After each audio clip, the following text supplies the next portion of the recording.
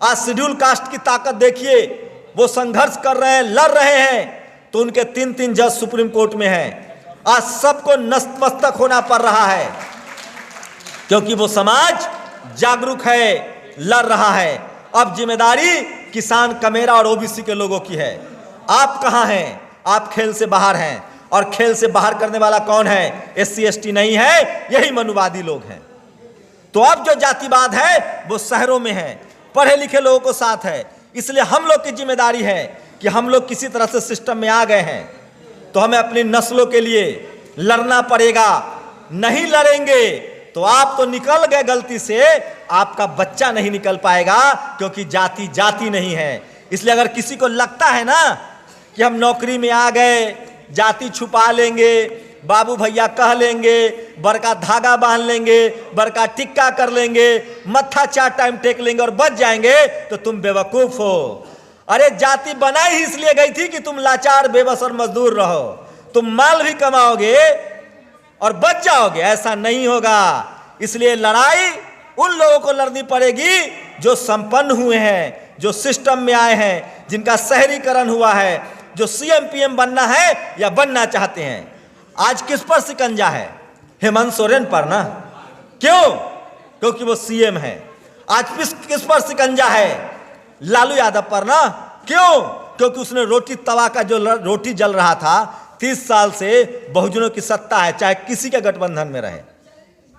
समझना पड़ेगा, जातिवाद बहुत महीन हो गया है। मूछ रखने पर, बकरी पालने पर, बेर तोड़ने पर ये वाला जातिवाद बेवकूफ लोग कर रहा है, और वो जेल जा रहा है। अब जातिवाद शहरों में है, पावर सेंटर्स में है, मीडिया में, जुडिशियरी में, हाई कोर्ट, सुप्रीम कोर्ट में, कॉलेज, यूनिवर्सिटी में, बिजनेस में। अब जातिवाद स्पोर्ट्स में, सिनेमा में है।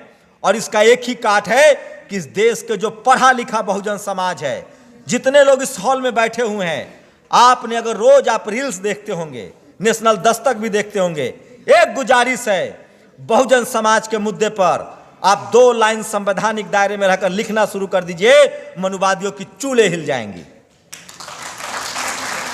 ये लड़ाई कलम से लड़ी जाएगी, ये लड़ाई संविधान से लड़ी जाएगी, ये लड़ाई सोशल मीडिया से लड़ी जाएगी, तभी आप लड़ाई में फतह पाएंगे। और एक बात सुन लीजिए, बहुजन समाज में जन्म लिए हैं, किसान कमेरा वर्ग में हैं, दलित, पिछड़ा, आदिवासी, जाट, गुर्जर, पटेल, मराठा हैं, तो आपको कुछ भी मुफ्त में नहीं मिलने वाला है। क्योंकि आपकी जाति ही इसलिए बनाई गई थी कि आप सेवा करें, आप शुद्ध रहें और वो मलाई खाएं। अगर आप भी मलाई में हिस्सेदारी चाहते हैं तो जीभ लंबा कीजिए, बोलना शुरू कीजिए। और एक लास्ट बात, जो बुद्ध के रास्ते पर चलेगा उसको मान, सम्मान, इज्जत, धन और स्वास्थ्य भी मिलेगा। ये लड़ाई किसी मोक्ष की नहीं है, ये लड़ाई किसी जन्म सुधारने की नहीं है, ये लड़ाई किसी पाप पुण्य का नहीं है। ये लड़ाई इसी जीवन में, कबीर ने कहा है, जो जीवन पैदा हुए हैं इसी में मान सम्मान से जीने की लड़ाई है। कोई अगला पिछला जन्म नहीं होता है, ये बुद्ध कह के गए हैं। तो अगर मान सम्मान से जीना चाहते हैं तो धम्म का रास्ता, फूले पेरियार अंबेडकर का रास्ता अपनाइए। आप अमीर भी होंगे, सम्मान से जिएंगे, और मनुवादी आपसे डरेंगे भी। कभी भी आप सोचेंगे ना कि इनकी जी हुजूरी करके, इनके आगे पीछे करके, इनकी हाँ में हाँ मिलाकर आप बच जाएंगे, तो आप गफलत में हैं। क्योंकि जाति कभी जाति नहीं है, वो आपकी जाति से इसलिए नफरत करता है कि आप सिस्टम में कैसे आ गए।